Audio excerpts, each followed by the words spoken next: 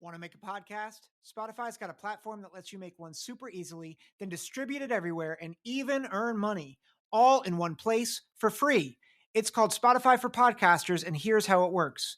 Spotify for Podcasters lets you record and edit podcasts right from your phone or computer, so no matter what your setup is like, you can start creating today.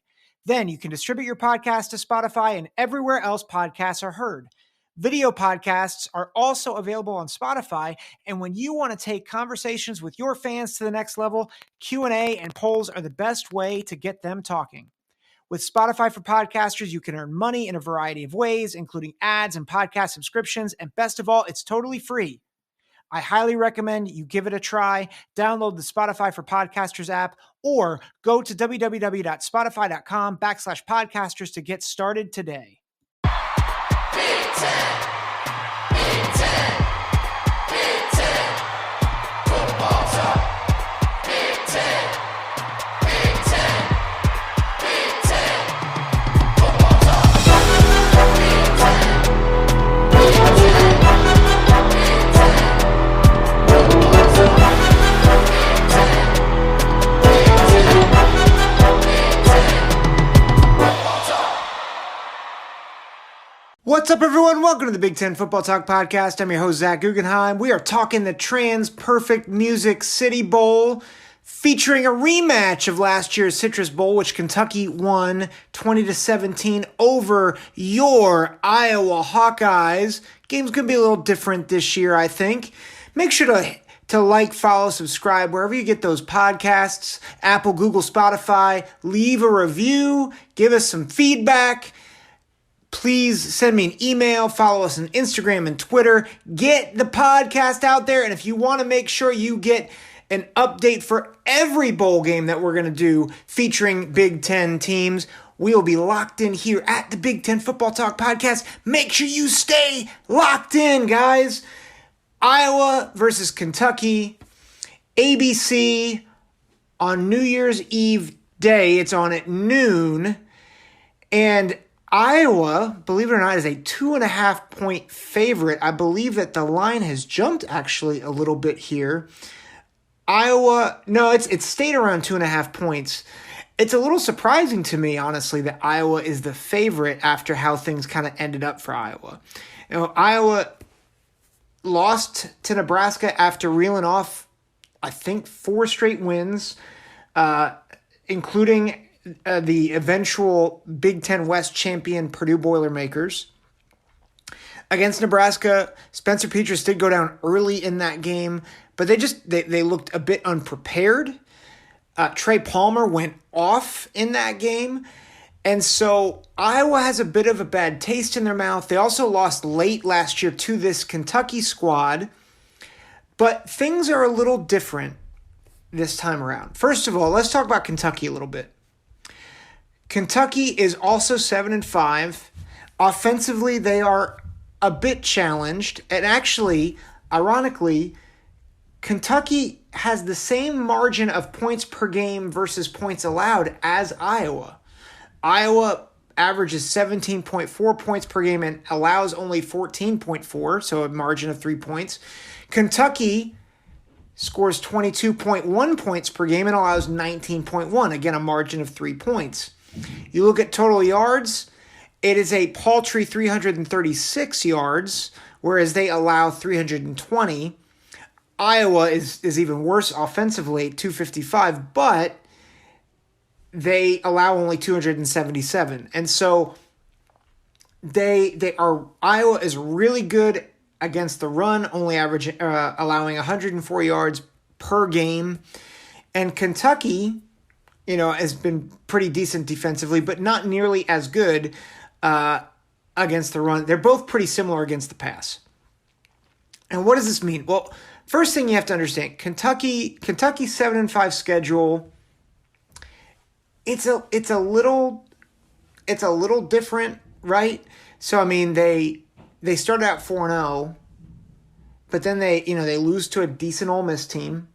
They lose to a South Carolina team who ended the season beating Clemson and Tennessee. So, I mean, South Carolina didn't seem great and then turned it on. Granted, Will Levis did not play in that game.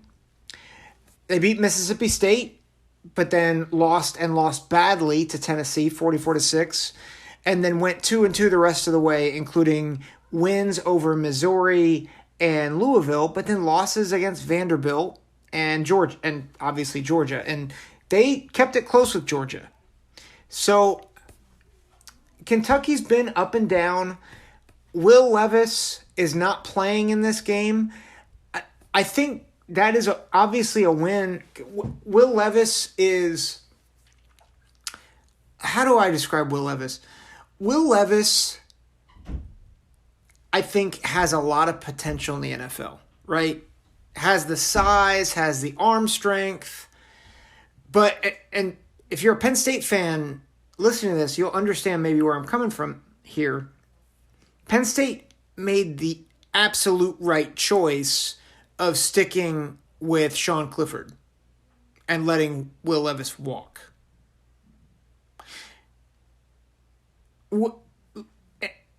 Before people get mad at me for saying that, and if you're a Kentucky fan, before you get mad at me for saying this, Will Levis has been all hype for the past 2 years. And he's had really good moments, and he's had not so great moments. But I don't know if I would say he's elevated Kentucky to a place where I'm like, oh yeah, like Kentucky's so much better than Penn State was, right? And I think Penn State would have been a little bit better last year. But this year, I mean, Sean Clifford was pretty decent this year. And the reason why I say is Will Levis, I think at times gives you a lot, and then other times he doesn't. And so his opt-out, it may impact things, but I'm not sure how much it does, if I'm honest. I think the starter is probably going to be Sharon, who started in place of him or played for him. Kaya Sharon, he's a freshman. He played against South Carolina. He was 15 of 27 for 178 yards, 2 touchdowns and a pick. He was sacked 6 times in that game. So obviously he's probably not as good as Will Levis, but I'm not sure that Will Levis is the loss that people might think he is, because I don't think he's reached his potential. I think he could reach his potential in the NFL. Here's where I think Kentucky really does get hurt by opt-outs, and it's with Chris Rodriguez, the running back. Rodriguez was their leading rusher in every single game, starting with the Ole Miss game, starting in October, and he led Kentucky in every single game rushing the ball, including 5 games over 100 yards, 4 of which were 120 yards or more. He's a stud. He's opting out, and he's their most explosive player. And honestly, I don't know where they're going to get other explosive plays out of this team. And so you've got Will Levis out, and now you've got Chris Rodriguez out. And that really hurts Kentucky's ability to not just stretch the field, but keep the chains moving, because obviously Rodriguez is their bell cow. He's their running back. So they do have other guys. Kiovasley Smoke, 277 yards on 58 carries. McLean, he's their third running back, 238 yards on 49 carries. They're both averaging under 5 yards a carry. So again, it's not great. And then you look at their wide receiver room, they're good. They're not great. So I don't think Kentucky is going to be able to stretch the field. And, you go back to the Citrus Bowl and who Kentucky had in that, there's just a bit more explosion on that team. And so what does that mean for Iowa? What does that mean for this Hawkeye team who has really struggled offensively and has had quarterback issues? Well, first let's start with the quarterback issues. Spencer Petras is hurt. Alex Padilla is out. And so the quarterback, I believe it's going to be their fourth string quarterback. I'm going to look up who that is in a minute here. I totally blanked on who that they were going to be on their fourth string quarterback. But that's a problem because Spencer Petras, as much as he struggled, Joey Levis is the quarterback. He's going to get the start for the Music City Bowl. And Spencer Petras was starting to look a bit better in the second half of the season. Now, part of that, I think, was because their schedule got a little easier. They didn't have to play Michigan and Ohio State in the back half of the schedule. They were playing Northwestern, they were playing Purdue, playing Wisconsin and Minnesota. But this is also the same Iowa team that scored 7 points the hard way against South Dakota State. So, I mean, they got better as the season went on offensively. And defensively, they're not losing anybody. Like, all their guys are playing in this game. Jack Campbell, Riley Moss. Like, this defense is going to be at full strength. I'm still not sure about Cooper DeJean. I heard that he's injured, but as of now, I believe he is playing. And then not only that, but they have Sam LaPorta playing in this game, who's a second-round pick. He's probably a second-round pick, maybe a third-round pick, maybe a borderline first-round pick. And so you've got a lot of Iowa's big-name players playing in this game. One player that is opting out is Kayvon Merriweather. He is foregoing the bowl game. So that that's a big deal. But it's they still have Jack Campbell. They still have Riley Moss. I think it bodes well for Iowa that the key players for them on defense are sticking around, right? And you have guys, Nika Reganey is not a great receiver, but he can do some damage. Luke Lachey still playing. So you look at this team and you look at what Iowa is bringing to the table versus what Kentucky is not bringing to the table. I think that's the key thing. Last year, I thought Kentucky had a little bit more firepower and could exploit the defense.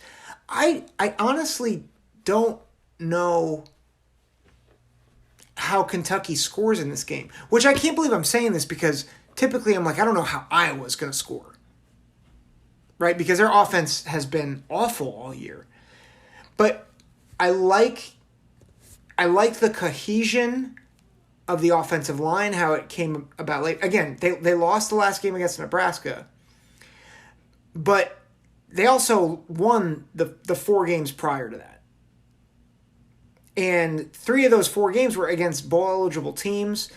Purdue was playing good ball. Minnesota was playing decent ball at the end of the season. That offensive line has been getting a little bit better. The running back room, Caleb Johnson has been playing very well as a freshman. I think, as much as I don't want to give Brian Ferentz credit, I think he has done a good job of managing what he has. I still don't think he should be the offensive coordinator. It's one thing to say that he's managing things well. The fact that this is what he's managing, that's on him. He's recruiting. He's got to do better, and he needs to be more inventive.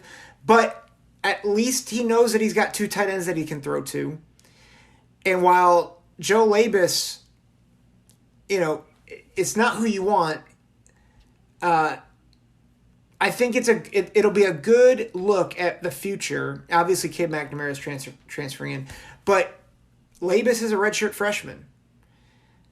It's very possible that after Cade McNamara comes in and plays maybe a year or 2, Joe Labus is the guy. This is who the guy that you're grooming. He's 6'4", 207 pounds. From all accounts, has a decent arm. So I think we're I think things look good for Iowa in this game because of Kentucky's limitations. And this is all about Kentucky's limitations. I don't think if you can't stretch the field or you don't have a player that's dynamic, it makes it really difficult for you to attack this team. And I think Iowa's offense has become competent enough late in the season that I think it matters. And so, do I think it's going to be a high-scoring game? No. I think this is a field goal game. I honestly wouldn't be surprised if it's something like 9-6, because, of course, that would be an Iowa Bowl game.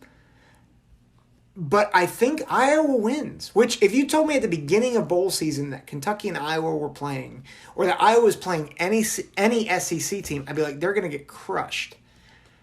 But this is not a great matchup for Kentucky, and I think it makes sense. The line, the 2.5-point line, makes a lot of sense to me. It makes a lot of sense to me because it's not going to be more. I don't think it's going to be more than a field goal game, maybe a touchdown game, if like Iowa gets a pick six. But I would not be, and that's the other thing. Iowa thrives when they get turnovers, and you've got a green quarterback coming in, taking over for Will Levis. The last time he was started, he got sacked 6 times and he threw a pick. He gets sacked 6 times in this game, he is going to fumble the ball or he's going to throw interceptions. So I like Iowa. I said 9-6. I'm going to say 16-13, and Iowa gets at least 10 points off of turnovers. That's my final prediction. 16-13. Iowa wins this game. I think Jack Campbell is going to be the MVP. I did look up the depth chart here. Cooper DeJean is playing. He's going to play at punt return. Also, it seems that Xavier Nwampa is probably going to be one of the top guys to replace the safety who is out, Kayvon Merriweather. So Xavier Nwampa, the other guy that will probably get some runs, Sebastian Castro, and Quinn Schulte. It seems like those guys are going to be in rotating with the safety spots. But that'll do it for the Big Ten Football Talk podcast. I will not record or have anything out for the Christmas holiday, so take some time to celebrate the amazing miracle that God came as a baby. God with us, Emmanuel. Merry Christmas and God bless.